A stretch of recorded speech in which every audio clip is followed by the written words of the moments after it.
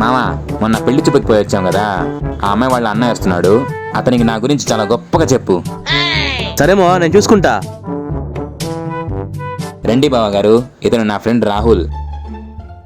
ఏం సుబ్బు, బాగున్నావా? బాగున్నాను బావా. రే మామ, నేను ఎలాంటున్నావు మా బావకు చెప్పు. మంచితనానికి మారు పేరు మా వారండి.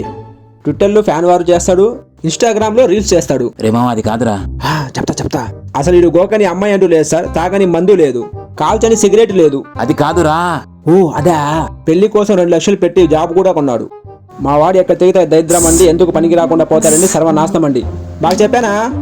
మా వాడు బెనిఫిట్ షోకి బాషా అండి, టీఎఫ్ఐకి ముద్దుబిడ్డ అండి. అయితే మీ వాడు పెద్ద బోకన్నమాట. అవును సార్.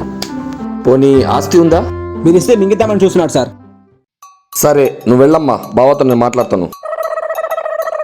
అరే, నీకున్న దరిద్రానికి, నీకున్న వ్యసనానికి ఏ నా కొడుకైనా పిల్లల్ని ఇస్తాడరా? నా చెల్లి, నా ఆస్తి కావాలరా నీకు?